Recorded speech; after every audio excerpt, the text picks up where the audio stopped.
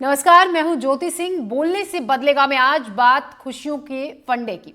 जी हाँ, खुशियों का फंडा क्या है ये आज हम बात करेंगे। इंसान की जिंदगी में खुशी ऊंची सैलरी से नहीं आती है, बल्कि खुश रहने का जो फॉर्मूला है कुछ अलग ही होता है। खासतौर से दूसरों की मदद से सबसे ज्यादा खुशी मिलती है, और यही वजह भी है कि दुनिया के एक बड़े वर्ग में परोपकार करने की सोच बढ़ रही है। ऑक्सफोर्ड, यूएन और गैलप की हैप्पीनेस रिपोर्ट में ये बात सामने आई है। ऐसे में आज हम समझेंगे कि क्या अपने देश में भी ऐसा ही है, लोगों की सोच बदली है, हम मदद के लिए अधिक आगे आ रहे हैं, क्या खुश रहने के लिए हमने सोचने के अपने तरीके को बदला है। इस पर आप क्या सोचते हैं, आपकी क्या है राय? आप भी हमें कॉल कर सकते हैं। हमारा फोन नंबर है 8178999182। हमारे साथ कुछ एक्सपर्ट्स भी जुड़ेंगे इसी पर बातचीत करने के लिए।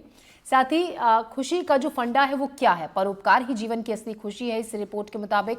ये बात ऑक्सफोर्ड, यूएन और गैलप आप भी कहते हैं। इन तीनों की जो रिपोर्ट्स है उसके साथ बहुत सारे लोग सहमत हैं और ये कहते हैं कि वास्तविक रूप में मोटी सैलरी जीवन की असली खुशियों का जरिया नहीं बल्कि परोपकार है। इसी पर हमारे सहयोगी अतुल गौड़ ने कुछ लोगों से बातचीत की। देखिए एक रिपोर्ट। खुशी का असली मायना क्या है? खुशी दरअसल आती कैसे है? क्या मोटी सैलरी हमारे जीवन में खुशियां बिखेरती है या फिर परोपकार हमारी जीवन को खुशहाल बनाता है? अगर हम ऑक्सफोर्ड, गैलप और यूएन की रिपोर्ट्स की बात करें तो हैप्पीनेस की वजह परोपकार है। लोग कितना इत्तेफाक रखते हैं, उन लोगों से चर्चा करने के लिए कुछ गेस्ट्स हमारे साथ में हैं। उनसे बातचीत करेंगे और समझने की कोशिश करेंगे कि वो परोपकार के काम कितने करते हैं और उन्हें परोपकार के काम में क्या वास्तविक रूप से खुशी मिलती है। सर, अगर हम आपसे जानने की कोशिश करें तो परोपकार के काम आप कितने करते हैं? क्या परोपकार से खुशी मिलती है? बेशक परोपकार जो भी हो, मैंने सुना है और जो कहा जाता है कि दान परमो धर्म, दान सबसे बड़ा धर्म है। और हर धर्म में, चाहे वो हिंदू धर्म हो तो वहाँ दान बोला जाता है, मुस्लिम में जाओ तो वहाँ ज़कात सदका बोला जाता है, क्रिश्चियन में जाओ तो चैरिटी, सिख में जाओ तो सेवा। तो हर धर्म में ये कहा गया है कि जितनी ज़्यादा आप दूसरे को दान करेंगे उतना सुखद अनुभव आपको मिलेगा। तो ये शुरू से ही हमारे सभी लोगों के बीच में है। लेकिन जो चीज़ आपने कहा कि कोविड के बाद थोड़े चेंजेस आए हैं, जबकि ऐसा नहीं है, परोपकार करने वाले पहले से थे। आप बिल गेट्स की बात करें, माइक्रोसॉफ्ट के संस्थापक हैं, हम अजीम प्रेम जी, शिव नाडर, रतन टाटा, हम सभी जानते हैं उनके बारे में कि ये अपनी संपत्ति का बहुत बड़ा हिस्सा इन्होंने लोगों को चैरिटी में दिया हुआ है। और कहीं न कहीं इनकी एक समाज में एक अच्छी इमेज भी है। तो अगर मैं दान करता हूँ, तो दान मैं सिर्फ़ दिखाने के लिए नहीं करूँगा, वो मुझे अंदर से खुशी देगा और वो खुशी के लिए मुझे दान करना चाहिए। और मैं चाहूँगा कि इस चीज़ को हर व्यक्ति को समझना चाहिए, जिसके पास थोड़ा भी, अगर वो आर्थिक रूप से सक्षम है और वो देखता है कि कोई बंदा जा रहा है जिसके पास मान लीजिए कपड़े अच्छे नहीं, तो मुझे लगा कि मेरे पास कुछ कपड़े रखे हैं, तो मैं उसको दूँगा तो उसको कुछ बहुत। बिल्कुल, आपने कहा कि खुशी मिलेगी। क्या हर व्यक्ति का ऐसा ही सोच होता है? मतलब हर व्यक्ति यही सोचता है कि वो परोपकार करे? क्या आपको नहीं लगता कि आसपास कुछ लोग ऐसे भी हैं जो सेल्फिश हैं? बिल्कुल, बहुत है, कुछ क्या बहुत लोग हैं सेल्फ़िश तो, पर हाँ, करना चाहिए। अगर आपके थोड़े से कुछ एफ़र्ट से अगर किसी को खुशी मिलती है तो बहुत अच्छी बात है, आपको करना चाहिए। और मैं तो अपने बच्चों को भी यही सिखाती हूँ कि अगर आप खाना खा रहे हो और आपके पास 2 रोटी है, तो अगर कोई माँगने आता है तो पहले आप 1 रोटी उसे दो, आप 1 में काम चला लो। तो ये बहुत अच्छी बात है। और खुशी महसूस भी होती है। बिल्कुल होती है, खुशी महसूस भी होती है, वो भी खुश होता है, हम भी खुश होते हैं, दोनों खुश होते हैं। अगर आपके थोड़े एफ़र्ट से एक इंसान आपकी वजह से खुश हो रहा है तो बहुत बड़ी बात है। ऑक्सफोर्ड, यूएन या गैलप जो कह रहा है, सही कह रहा है। मतलब खुशी का असली मायना मोटी सैलरी नहीं है, परोपकार है। बिल्कुल सही बात है सर। ये परोपकार से करने के बाद जो खुशी मिलती है ना सर, मुझे लगता नहीं किसी चीज़ से खुशी मिल सकती वो। किसी की बच्चे की शिक्षा पूरी कर दी हमने, या किसी को कपड़ों से हमने उसकी मदद कर दी, या हमने किसी को कुछ भी चीज़ से मदद कर दी, वो खाने से, किसी भी चीज़ से, उससे बड़ी खुशी कुछ है ही नहीं मुझे लगता जीवन में। कोरोना के बाद देखिए, चाहे आप कोरोना के पहले देखिए सर, मुझे लगता है कि इंसान की सबसे बड़ी खुशी इसी में होना चाहिए कि वो सबसे पहले परोपकार करे, किसी की मदद करे सर। वो बच्चों में भी ये शिक्षा आनी चाहिए कि पहले मदद करनी चाहिए। कहते हैं ना, शेयरिंग इज़ केयरिंग, तो वो गलत नहीं है कि sharing is caring. Yes sir, हाँ। शेयरिंग करना उनको आना चाहिए बच्चों को। केयरिंग और शेयरिंग, शेयरिंग से केयरिंग आती है और बच्चों को संस्कार हस्तांतरित करने की जिम्मेदारी भी हमारी है। हम अगर ये देखें कि जो कहते हैं ना कि जियो और जीने दो, तो क्या कहते हैं आप? जी, जियो और जीरो 2 का बिल्कुल क्लियर मैं आपको 2 वर्डों में स्पष्टीकरण दे देता हूँ कि एक तो खुद अच्छे बनो और दूसरों को भी अच्छी शिक्षा दो, तो वो भी अच्छे बनेंगे तो सबको खुशी मिलेगी। और दूसरी बात ये है कि जैसे आप खुद से कुछ करना चाहते हो, तो अच्छे से वो काम करो जो आप करने वाले हो, जैसे शिक्षा के माध्यम में और स्वास्थ्य के माध्यम में। जो स्वास्थ्य कर्मचारी हैं, कोविड के बाद देखा जाए तो स्वास्थ्य कर्मचारियों ने कितना कुछ किया, योगदान दिया। योगदान दिया, बिल्कुल उससे भी खुशी मिलती है। बिल्कुल वो अपने घर पर नहीं गए, वो जी। सारा दिन ज़्यादा से ज़्यादा टाइम उन्होंने अपने हॉस्पिटैलिटी में ही दिया। हॉस्पिटल में सही बात है सर। एक चीज हम देखते हैं कि हमने और सभी संस्थाओं ने ये कहा कि हमें भीख नहीं देनी चाहिए, क्योंकि उससे कहीं ना कहीं लोगों की प्रवृत्ति वैसी बढ़ती है। तो परोपकार और इस चीज में क्या अंतर महसूस करते सर, भीख देना हम किसी भी लोग को असक्षम बना रहे हैं। हाँ। भीख देके हाँ। उसको काम करना या कुछ भी करने में मदद नहीं कर रहे हैं हम। अगर उसी जगह हम उसको काम के लिए पैसा दें या उसको मोटिवेट करें कि भाई तुम ये हमारा सफाई कर दो, हम इसके पैसे देंगे, तो वो थोड़ा सा उसके लिए काम भी मिल गया, हमारे लिए सेटिस्फेक्शन मिल गया कि हमने इसके काम करा के कुछ पैसा दिया। तो उसके मन में कहीं ना कहीं ये आएगा कि काम करने से मुझे कुछ मिलेगा, हासिल होगा और मेरी आत्मा तृप्त होगी। और भीख लेके तो आपको मालूम है कि एक तरह से हम कुछ भी नहीं करना चाहते। भीख देना और भीख लेना दोनों एक अपराध होना चाहिए। बिल्कुल सही बात है। ये सारे गेस्ट जो हमारे बीच में थे, हमने इनसे खुलकर बातचीत की और समझने की कोशिश की कि गैलप, ऑक्सफोर्ड और यूएन की रिपोर्ट से ये कितना इत्तेफाक रखते हैं। हर शख्स इत्तेफाक रखता है, कहता है परोपकार ही असली खुशी का सही जरिया है। लेकिन इस समाज में हर कोई इंसान परोपकार करने के लिए राजी नहीं, ये अलग बात है। शिवपुरी से अपने कैमरा साथी नितिन शर्मा के साथ अतुल गौड़, एनडीटीवी। और इसी पर बात करने के लिए हमारे साथ खास मेहमान भी जुड़ गए हैं। हमारे साथ हैं डॉक्टर शोभा शर्मा, साइकोलॉजिस्ट हैं, सुनीत स्नेही हमारे साथ हैं, motivational speaker, Archana Sharma, mind expert, और संदीप मुखर्जी हैं, हैप्पीनेस कोच हमारे साथ। मेरा पहला सवाल सुनीत स्नेही आपसे है, मोटिवेशनल स्पीकर आप हैं। इसमें ये जो रिपोर्ट है इसमें ये साफ साफ कहा गया है कि पैसे से खुशी नहीं आती है, हैप्पीनेस नहीं आती है। अगर आप दूसरों की मदद करते हैं, आप परोपकार करते हैं, तो उससे जो खुशी मिलती है उस खुशी का कोई मुकाबला नहीं है। बिल्कुल, ये बिल्कुल सही बात है कि अगर आपके प्रयास से किसी के चेहरे पर मुस्कान आ सकती है तो इससे बड़ी खुशी आपको और किसी चीज से नहीं मिलेगी। आपके पास अगर करोड़ों रुपए हों और लोग आपके आसपास खुश नहीं हैं, तो आप एक समय के बाद खुद भी खुश नहीं रह पाएंगे।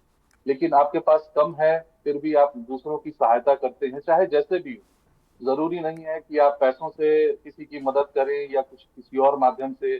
कई बार लोग जरूरतमंदों को ब्लड डोनेट करते हैं, कई बार लोग अपने डिसीज्ड फैमिली मेंबर्स के बॉडी पार्ट्स को डोनेट कर देते जी, हैं। जी। हम लोग अपनी पुरानी पढ़ी हुई किताबों को, कपड़ों को और भी चीजों को जिनकी जरूरत जैसी होती है उनके हिसाब उनको हम डोनेट करते हैं। कई बार किसी को मेडिकल हेल्प की जरूरत होती है, वहां पर हम अपने हिसाब से मदद करते हैं। उससे जो खुशी मिलती है वो आपके पास कितने भी पैसे हों बैंक अकाउंट में, वो उसका मुकाबला नहीं कर सकता है।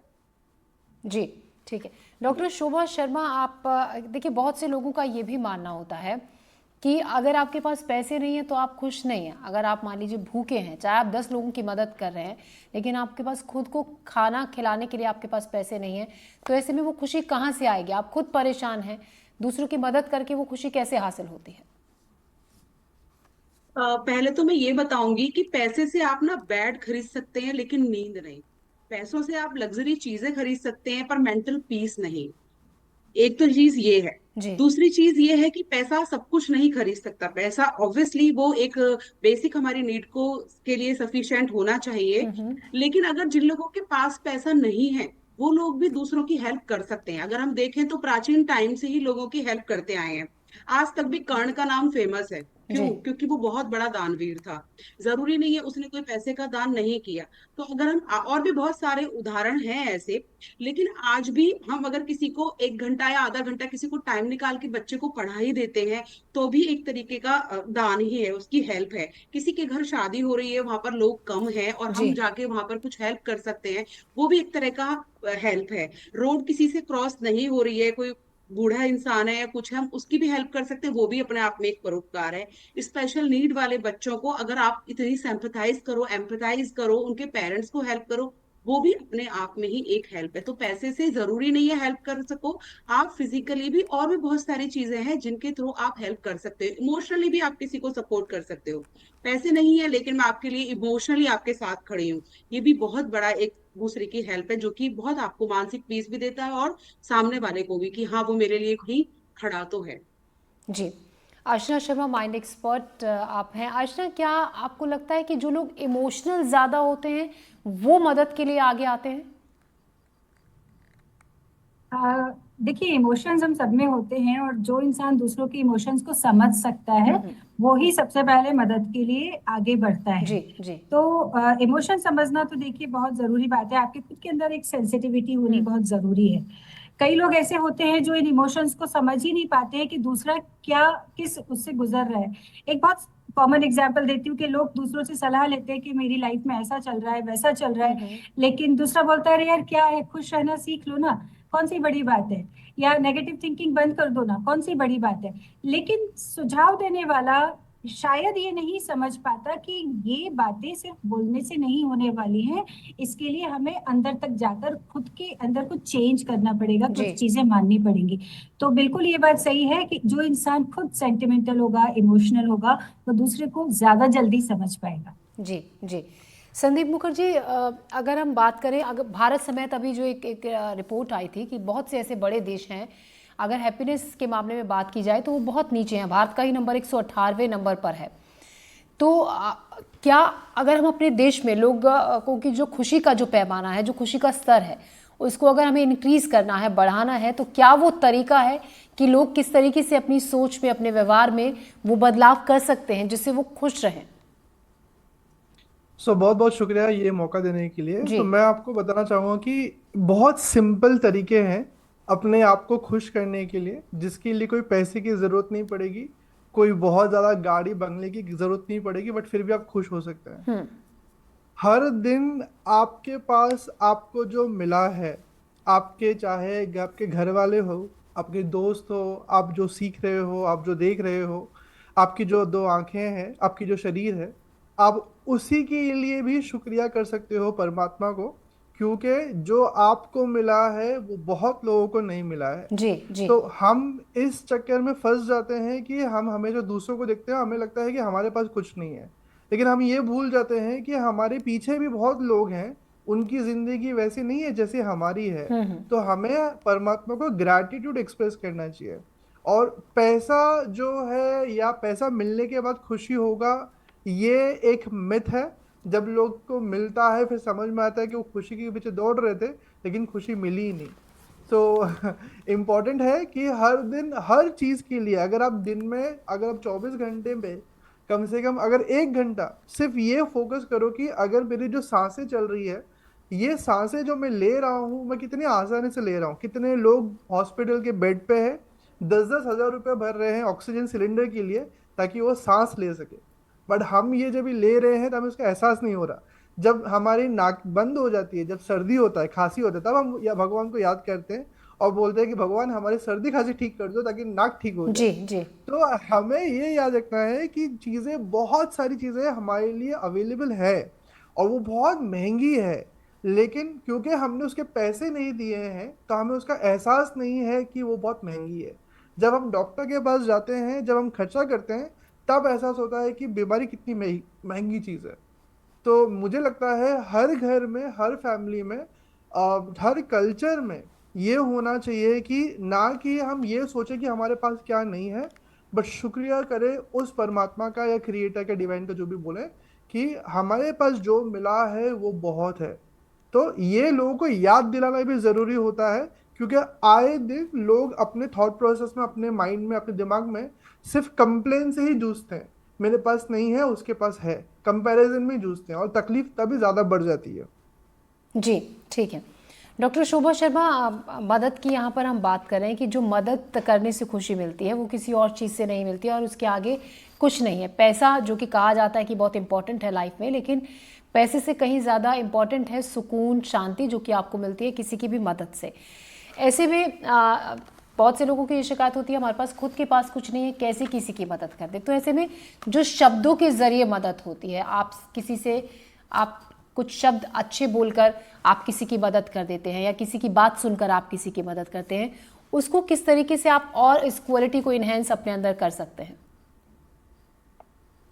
सबसे पहले है कि हम दूसरों की ना पहले फीलिंग समझना सीखें। एक जी। वर्ड है एम्पैथी। आप ये सोचो जो सामने वाला प्रॉब्लम में है, तो हम्म। हम अगर उसकी जगह होते तो कैसा महसूस करते, है ना। हम भी एक शोल्डर चाहते हैं कि जो हमारी बात सुने, हमारे इमोशंस को समझे। जी। तो सबसे पहले है कि आपके अंदर एक एम्पैथी जरूर होनी चाहिए, ताकि आप लोगों की फीलिंग को समझ सको कि अगर हमारे चोट लगी होती या हमें रोड क्रॉस करने में प्रॉब्लम होती, हमें उस टाइम पे कोई सपोर्ट देता तो कितना होता। तो पहली चीज तो ये कि एम्पैथी अपने अंदर डेवलप करें। दूसरी चीज ये है बच्चों के अंदर भी डेवलप करें।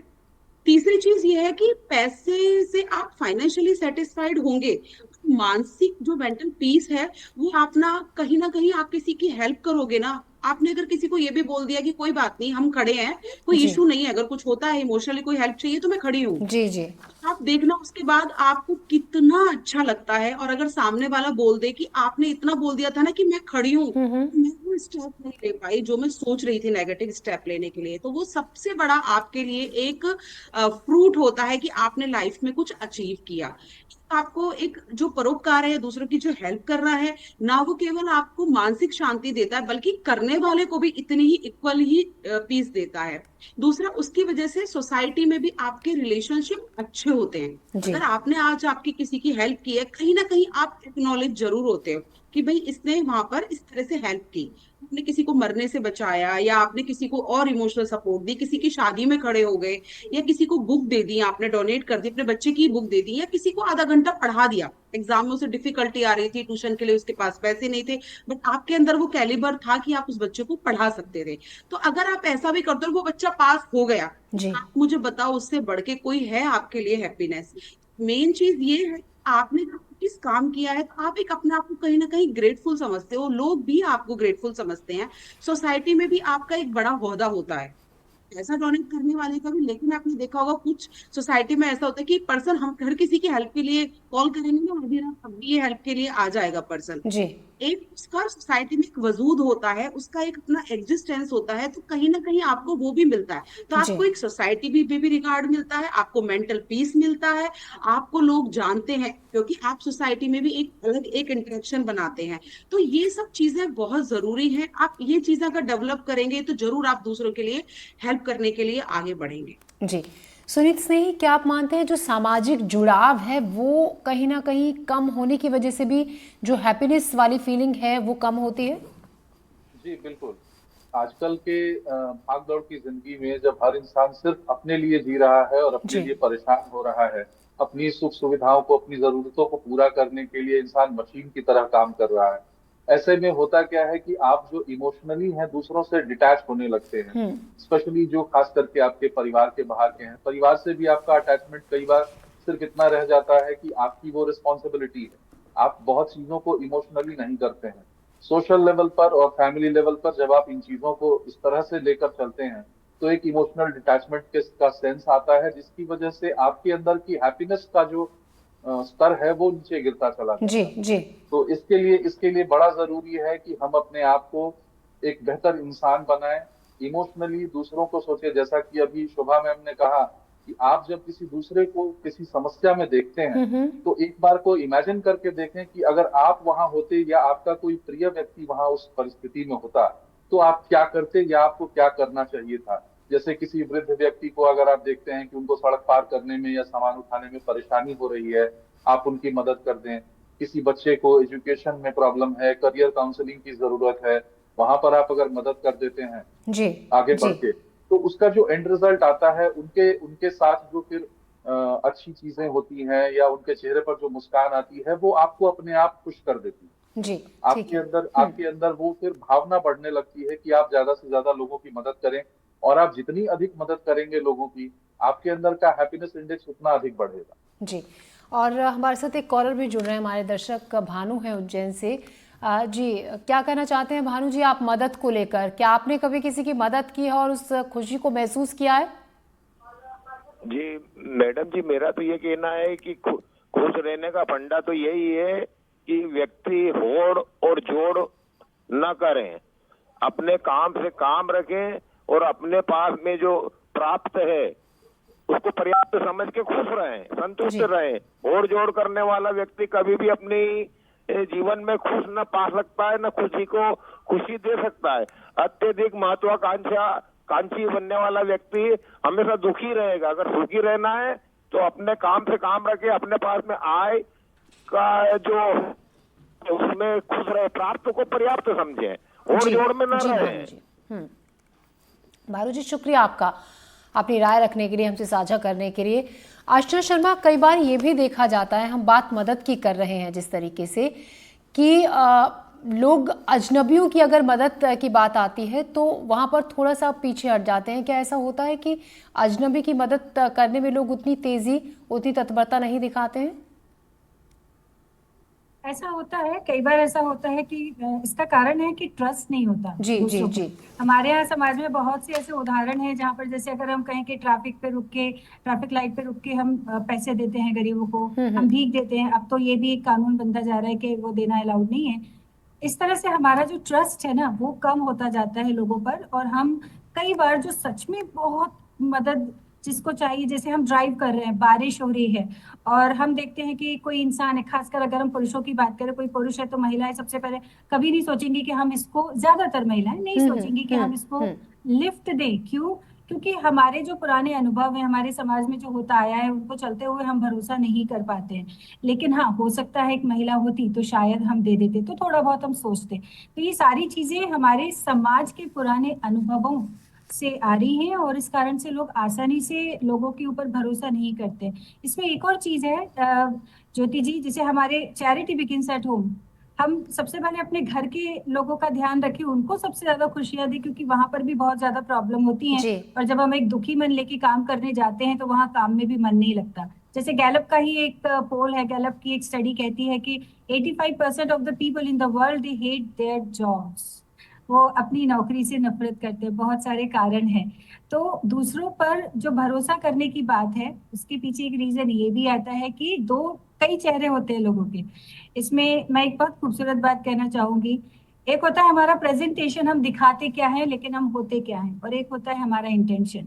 तो एक कहावत है कि आपका इंटेंशन कितना भी अच्छा हो, दुनिया के लोग तो आपका प्रेजेंटेशन देखते हैं कि आप कितना अच्छा पोज कर सकते हैं, लेकिन आपका प्रेजेंटेशन कितना भी अच्छा हो, ऊपर वाला आपका इंटेंशन ही देखता है।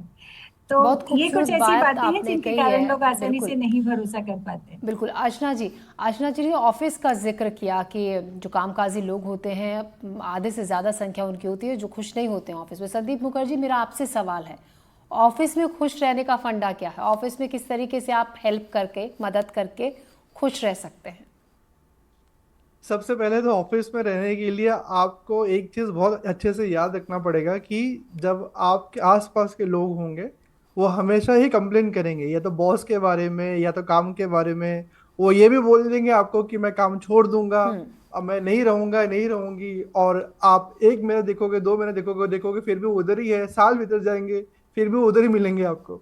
तो आपको एक बात हमेशा याद रखना है कि आपको उनकी बातें सुन के मोटिवेट होके या प्रेरणा लेके डिसीजन नहीं लेना है कि मुझे इस काम में रहना है कि नहीं रहना है। सबसे पहले ये बात। दूसरी बात ये है कि जब भी आप कुछ अच्छा भी कर रहे हो तो आपको ऑफिस में बहुत सारे लोग आपको पसंद नहीं करेंगे, क्योंकि वो नहीं चाहते हैं कि आप अच्छा करें।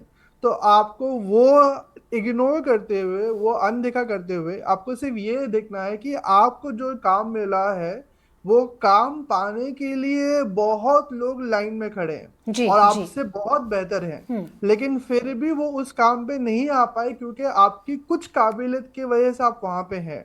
तो जो आपको काम मिला है आप उसी को सराहें, उसी को अच्छे से शिद्दत से करें। ठीक है।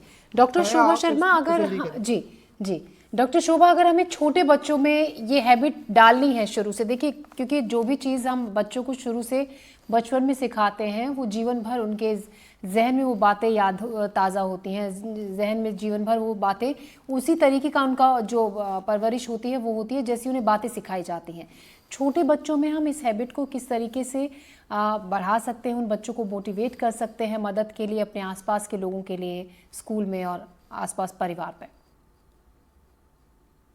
सबसे पहले तो बच्चों को सिखाएं कि अगर स्कूल में कोई बच्चा बीमार है, अगर वो स्कूल में एब्सेंट है और नेक्स्ट डे नोटबुक मांगता है, तो यूजुअली कई बार फैमिली वाले ही जी पेरेंट्स ही मना कर देते हैं, नहीं अपनी नोटबुक किसी को मत दे के आना।